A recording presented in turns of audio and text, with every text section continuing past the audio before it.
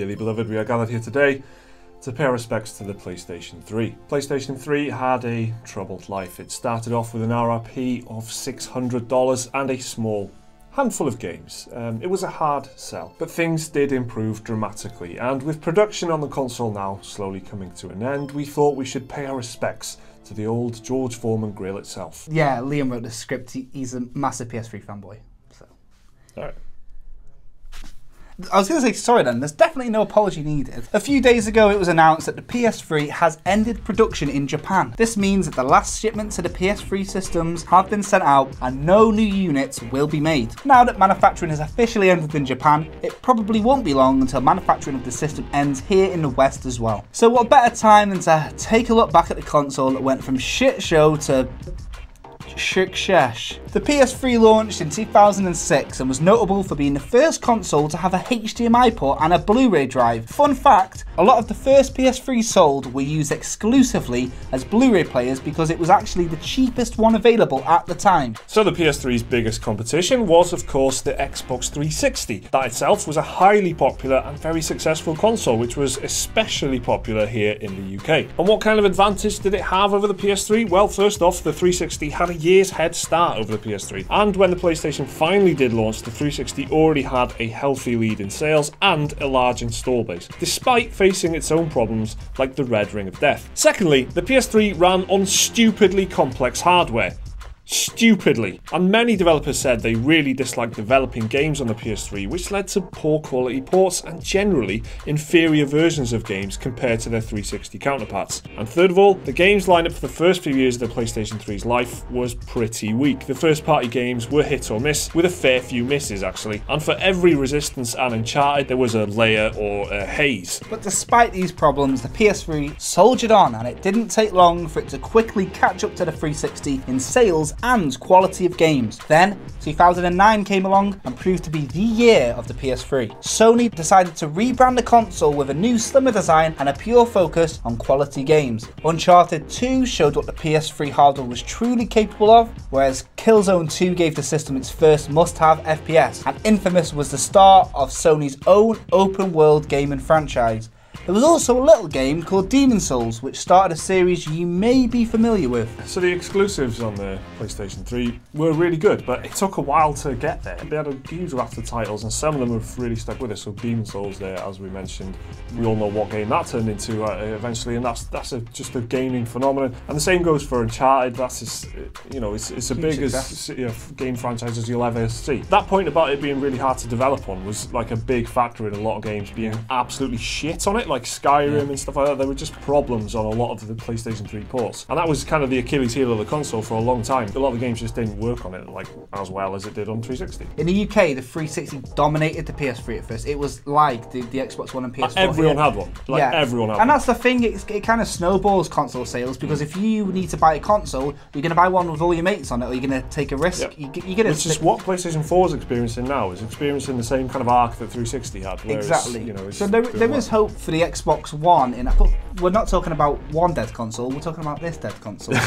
PS3 actually stopped development in New Zealand a couple of years ago, but that didn't really make any waves or really, no one took any notice. But when Japan does something, normally the West does follow suit. So realistically, how much further can we push the PS3? I know Persona 5 came out on the PS3. I think that's probably going to be the last big game for the console, to be honest. Yeah, and I think what's interesting about the PlayStation 3 for me as well is how it hit its apex like right at the end of its life. Like The Last of Us was the pinnacle of video game exclusive releases kind of thing. That is how you make an impression with an exclusive, and it came right at the end, and it really pushed the PS3 to the max. And it went out with a bang, and that's why people remember it so well. I mean, if the PS3 slumped towards the end of its life, it would have been the most console. It really didn't. But it really did bring it home, and I know that it's got a lot of. Liam was just listing off some of the exclusives, and Sly Cooper aside, he just does that, I think, sometimes anyway. But listing off exclusives.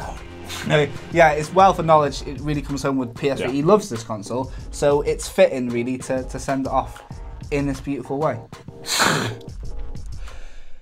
It is beautiful. I agree. This is the video. You mean is a beautiful. This is video. what I'd want. It hasn't all been smooth though. In 2011, there was the massive PlayStation Network outage, which is still one of the biggest data breaches in history, with 77 million users having their data compromised. But overall, looking at the console's lifespan from start to end, after a slow start and some teething problems, the PlayStation 3 managed to sell over 80 million units worldwide, putting it just below the 360's 84 million as of 2016. So while the PS3 wasn't quite the success that the 360 was, it still managed to leave an impression, thanks in no small part to its catalogue of awesome games. You know, like in the Brit Awards and shit, at the end of every year, as an in memoriam section in it, it's got like all the people.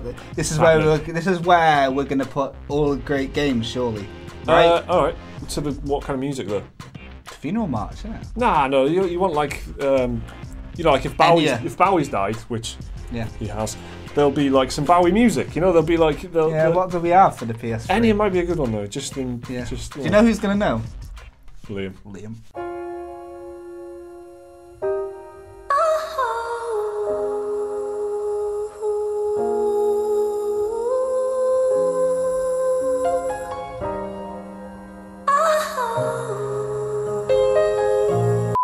Let's look ahead then. PS3 was a martyr at the end of the day. Towards the end of its life, it brought out all these great games. What it did do really well was piqued interest again in Sony's consoles.